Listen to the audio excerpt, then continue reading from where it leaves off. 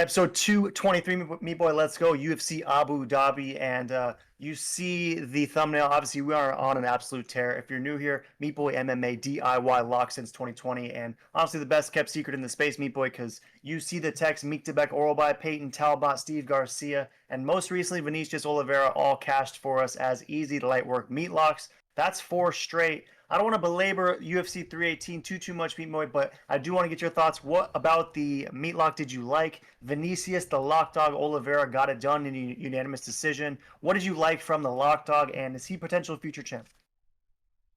Yeah, no, Lock Dog, he looked pretty good. I'm glad he almost got snuffed that first round, but he showed his resilience, showed his toughness, and then came back and won a unanimous decision in dominant fashion.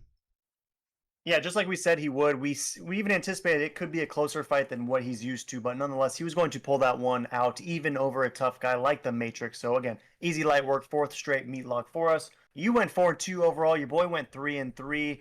We both missed Kevin Holland. Surprisingly, he lost that decision to D-Rod in a fight that was back and forth. He was almost finished. Then he was one punch away from getting it finished, but ultimately D-Rod gritted that one out. Great win for him. And then the meat event we were split on. BMF title on the line. I had Dustin Poirier in the retirement story, the narrative coming through. You ultimately wisely picked Max Holloway, and he got it done by a 4-1 decision. What'd you make of the BMF belt, and who would you like to see Max Holloway challenge next for this belt if he has to defend it?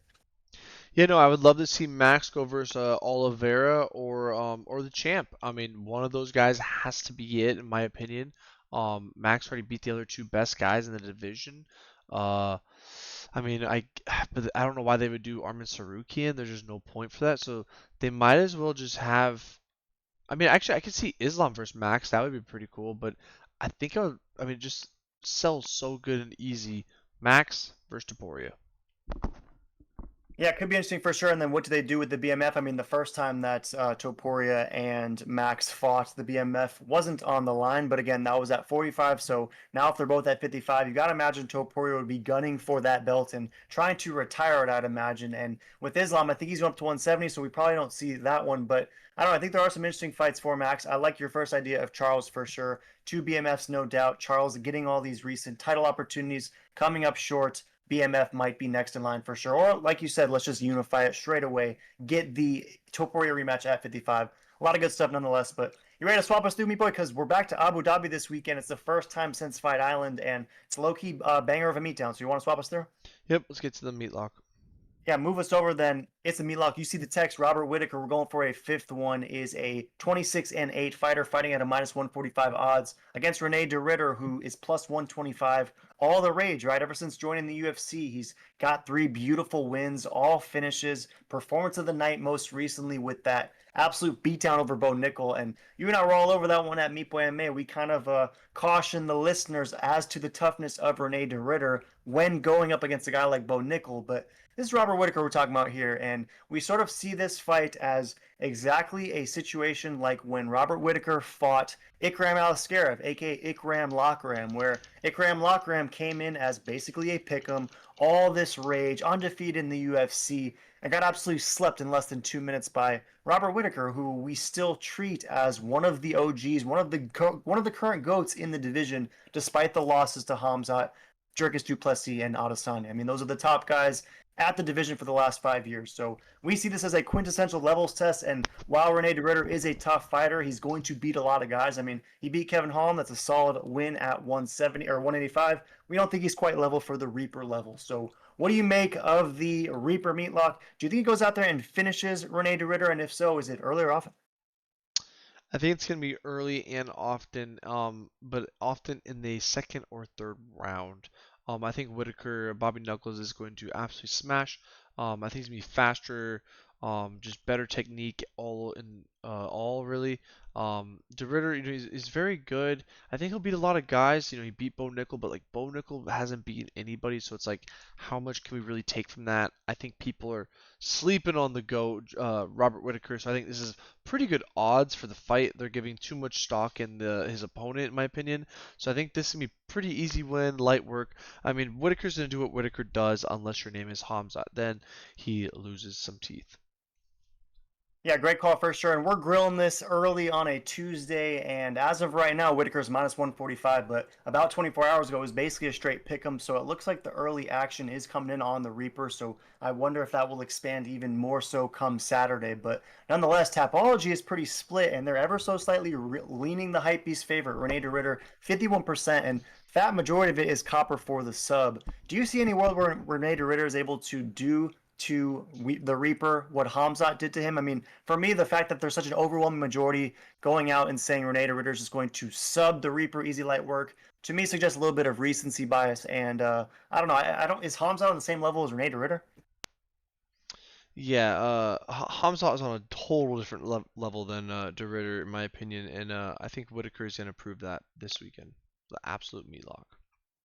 Yeah, that's kind of where I'm at as well. So let's lock this one in. It's the Reaper for the levels test. Keeping it simple, throw down an easy 145 to net 100. Get us the 124th meat lock, the fifth in a row. Keep the streak alive. I mean, it's been over a month, Meat Boy, since a meat lock has missed. Let's not start in Abu Dhabi. So swap us through. It's another interesting one. Nikita Krylov taking on Bogdan Guskov, who longtime viewers of Meat Boy MMA would know this is the original bum dog we're talking about. Bogdan Gusky lost, got absolutely smoked. It was not ideal, despite having a lot of success early in his career in other promotions. Right, he had the Brave CF MMA series. He was going on an absolute tear, but debuted against Volkan Oezdemir, and there was no time for him. He was asleep within 4 minutes. However, Bumdog since then has officially shed the nickname, and Bogdan Goskov is 3-1, three beautiful finishes in a row, two performance of the nights, and one I thought was kind of impressive at the time was Ryan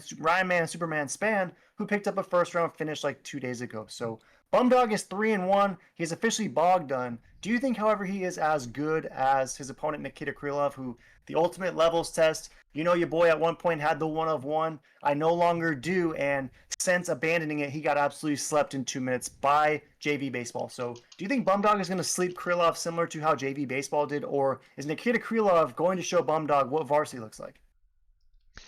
You know, Krylov might show him what varsity looks like, but honestly, I think he's going to be bum dog. Um, I th I just think the guys that uh bum dog has beaten in recent times are just, I don't know, a little bit better than Krylov. The only thing I'm very interested to see is, can Krylov not get submitted, not get knocked out, and just stay heavy top presser grappling? Like, that's what's gonna be interesting to see if he can or can't. But coming off a KO, I'm feeling bum dog to get a KO first round, to be honest. I just don't really like where, wasn't too long ago when he got knocked out, and I don't know. We'll see, I guess, if he healed or not. Yeah, it's good points for sure. I mean, it's obviously not great when your last appearance was literally just a few months ago when you were stiffened out cold within 3 minutes. So not good stuff if you're a Krylov backer. But if you're looking at Bumdog, I mean, the guy is 17-3 overall, and you mentioned he might pick up a knockout. 14 of his wins are by knockout. So although he just got a guillotine submission most recently, this dude is known for putting dudes lights out for sure. And I guess I do want to push back a little bit, people, on the level of competition that each have faced, because if we're looking at Krylov's last three wins, and I know we got to sort of go back to 2022 for some of these, but he's finished Gus, performance of the night, took out Ryan Spann, as mentioned, and also got that unanimous decision over No Time Oezdemir, and No Time Oezdemir slept Bumdog in 3 seconds. So are you sure that is it like the fact that Bumdog has been actually getting wins recently as opposed to 2023 that makes you a little bit more bullish on his recent behavior? Yeah, I just think Bum Dog is going to absolutely decimate him. Send him to another realm. I feel real bad for Krylov. I mean, he ain't no Ryan Superman spam. And I think he's gonna go eat some ham over at BKFC after this one. Yeah, he might be BKFC bound for sure. I don't see a bad argument there. Tapology is rolling with Guskov. 63% think that he's going to get this one done. Majority is going Brown for the KO, and 37% is rolling with Krylov. And this one, me boy, I gotta stick with my OG Krylov. I know that Bogdan Guskov has been doing great things, and I actually think at plus 170 he has a lot of life, and minus 195 is probably a little bit too expensive for the confidence I might have in Krylov. But for Meat Boy's sake, I'm gonna go Nikita Krylov. I think he's going to find ways to survive, get some takedowns. Ultimately, it's a snoozer of a decision or a third round finish for him. But I don't know. If Bogdan goes out here and finishes Nikita Krylov, then perhaps this dude is the next title champ. Because I'm curious to see how good Bumdog actually is, or if he is just Bogdan. But swap us through me, boy, because it's another fun one. It's one that I feel has been receiving the majority of the early promotion thus far. Bryce Mitchell, Thug Nasty is taking on Saeed Nurmagomedov, and it's basically a pick 'em. Bryce Mitchell is the slight favorite. Nurmagomedov is coming in at plus 105, and this one's interesting because both these guys are coming off recent losses, right? Bryce Mitchell got absolutely smoked by Gene Silva, and our boy the Lock Dog was able to, as a Lock Dog, smoke Saeed Nurmagomedov just about 4 months ago. So, what do you make of this one? We could belabor the context with all sorts of interesting nuggets, but I feel like it's a pick 'em from Vegas' standpoint. The fans are pretty much split. You're gonna go with Nurmagomedov in this one, or are you taking Thug Nasty on the road? I like Thug Nasty in this one. Purely, I think he's the bigger fighter. I think his grappling is just as good, if not to beat him or at least nullify him. And I think his striking is a lot better. But I like the size. I like his ability. I like this matchup a lot for Bryce Mitchell, actually. Yeah, I do too. I think that he should be a greater favorite than what he is. What do you make though of the Tapology? Because 61% is going with Nurmagomedov, only 39% is rolling with Bryce Mitchell. A lot of beige on both sides, so they think that a decision is most likely. But majority back in Nurmagomedov, what do you attribute that to mostly, would you say? Yeah, no, honestly, I think Saeed is a great fighter, but I don't know. I just don't think he doesn't seem like he's that good. And Bryce Mitchell, he's fought significantly better fighters than Saeed Nurmagomedov, in my opinion. And so, with that being said, Bryce got the experience. He's a grappling expert. I think he's gonna get this done. I think he's gonna take him to the ground and just beat him down for 3 rounds straight. Yeah, it's a good point. I think Dan Ige is the best win for either fighter, so Bryce Mitchell has the top win for sure, and his losses are to three of the best fighters around, right? John Silva, Josh Emmett, and Ilya Topuria. We can't acknowledge that Saeed has lost to some good fighters as well. Obviously, the Lock Dog, but Jonathan the Dragon Martinez not quite as good as anyone that beat Bryce Mitchell, and Jaime Barcelos. I think you can say the exact same thing. So I'm with you all the way, me boy. I like Bryce Mitchell. I do have some concerns though that if some of these rounds are close, that the judging is going to find a way to rationalize either a unanimous Saeed or a split Saeed. So for me, if I'm Bryce Mitchell, I think he's got to go out there and find a way to get a finish, find a way to get a twister, find a way to do something gnarly on the ground. But I anticipate him winning this fight, but don't be surprised if there is some Judge Zuckery at the end because you never know what will go down, especially with the last name like Nurmagomedov. So officially, I'll go Bryce Mitchell by finish because that's what he needs. You're going to go Bryce by finish or decision? Man, I'm gonna go decision. I think it's gonna be a beatdown for 3 rounds, but like you said, like he might absolutely need that finish. So I hope he gets a finish because you never want to leave it up to the judges, especially in not your home country. So we shall see how that plays out.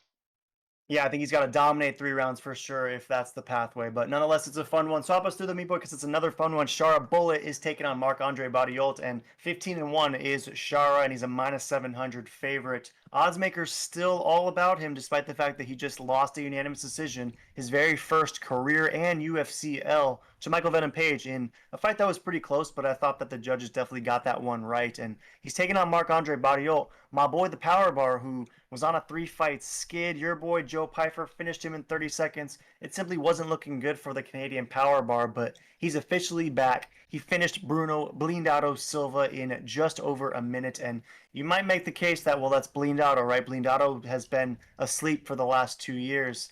That's fair. But Marc-Andre Barriault got back in the win column, and Shara Bullet is coming in no longer invincible, right? This was a guy who was beating everyone, never even in a close fight. And suddenly he's not only in a close fight, but in a close fight that he loses unanimous. So any life for my boy the Power Bar as a plus 500 dog to come in and upset Shara Bullet again, and maybe Bullet gets doubly exposed, or is this the perfect rebound can that Shara needs to get back on track?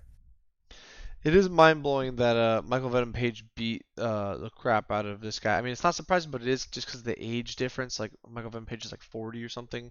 So Powerbar should get it done, being 35, but I don't know. He just I think Charbot is just too fast, strong enough, and he's just gonna piece him up. So I think Magomedov is going to win this one. Probably by decision. I don't really see him putting out the power bar, and I don't really see the power bar putting out Magomedov. So yeah, I'm gonna take Magomedov in this fight. But it should be maybe a close one. Like if power bar grappled, then I think this would be a light work. But he's not grab. I don't think his striking is nowhere near as good as MVP's. So it could be a close fight though. Yeah, I think the good news for Shar would be he made noticeable improvements in his defensive grappling from his first fight, even just to his last one and his most recent one. So at least you know he's been working on those skills and will likely be in anticipation of them because Marc-Andre Barriault, when he's at his best, is doing just that, right? He's mixing it up. He's pushing you up against the cage. He's making it ugly, making it a true dogfight. So I think Magomedov will need to be ready for that. And recently he has been, but coming in most recently against MVP, where that was a fight where he didn't need that at all. So you just got to imagine he's coming in hopefully with the right training plan, anticipating a different stylistic matchup from the Powerball than what he got from MVP. But I like your idea about Magomedov by decision because Tapology obviously overwhelmingly bullish on Shara Bullet, but it's basically all Brown. They think they're going to go out there, absolutely finish the Powerbar, easy light work probably in the first round. So maybe Powerbar survives this. It's a dogfight. Powerbar maybe even has his late moments, but ultimately, Shara wins the decision. I think you might be getting some juicy value if you take the numbers on that. So I'm with me, boy. Let's go Shara by decision. However, Powerbar is pretty nice, and I don't see Shara just walking through him in 5 seconds. So I'm with you all the way. Let's go Bullet by decision. Any last thoughts on this one? No, it's a fun fight. It's always fun to see the pirate fight. He's an exciting guy to watch, and he's got a promising future.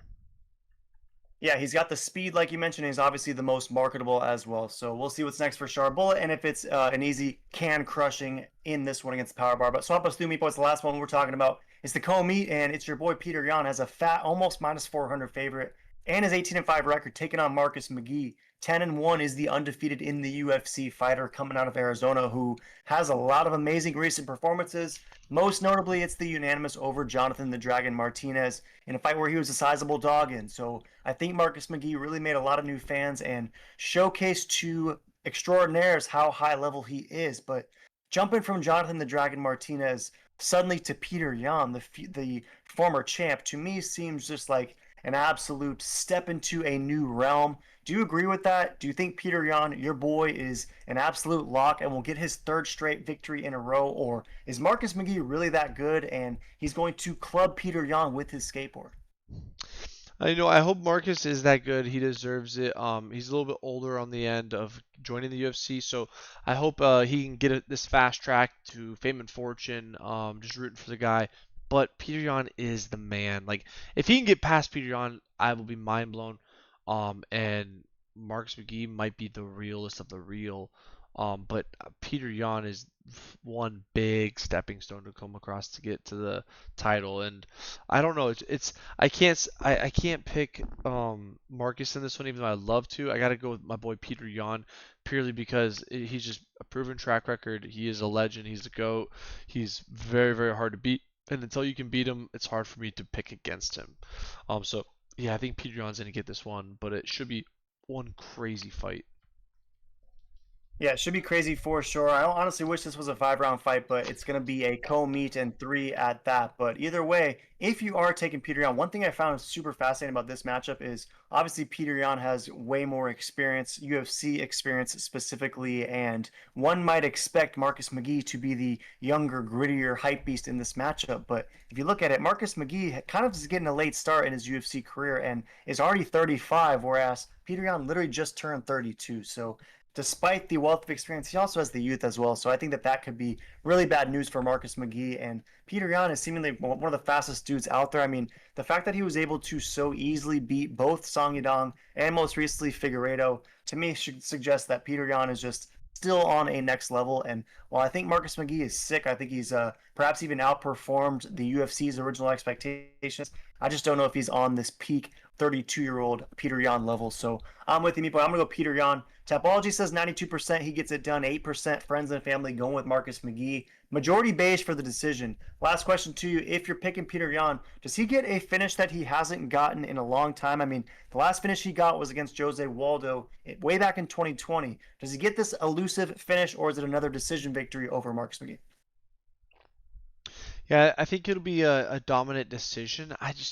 I don't know if he'll get a finish, but I mean he could, but I think it'll go decision. I think it'll be a close fight, but I think Peter Yan will edge it out. Yeah, I'm with that for sure. I'm gonna go Peter Yan by finish. I think he's gonna find a way to, maybe it's gonna be like some liver kick or something, or repeated leg kicks that just chop out Marcus McGee's base and create a TKO in round two. That's where I'm gonna go. I got Peter Yan's going in for a finish, and the dude's kind of like low key crazy, right? And you gotta imagine he feels a certain way that the UFC would even make him go through with this situation, right? Like the fact that he beats Song Yadong, then beats Figueiredo, and now he's got to go over to Abu Dhabi in a co-meet event and fight against Marcus McGee, who's barely ranked and whose best win is JP Bays. Like, I can imagine if you're Peter Yan, you take a little bit of umbrage with this matchmaking. So I'm going to go angry Peter Yan by finish, and I think you might be getting juicy odds for that as well. So any last thoughts on any of these scraps, Meat Boy? Lastly, we broke down 5. You've been on a tear lately. The Meatlock's been on a tear. How well do you do with this week's 5 Abu Dhabi beatdowns? I think I'm gonna go 3-2. 3-2 for you. I'll say 3-2 for me as well, but nonetheless, the Meatlock should cash with ease. Robert Whittaker makes absolutely light work levels test over Rene de Ritter and gets us our 5th straight. So, any last thoughts, Meat Boy? You ready to wrap it up? No, I think this is a great fight, fun fight nonetheless. Can't wait to see how McGee does versus Peter Yan. This is me an absolute banger. Sure.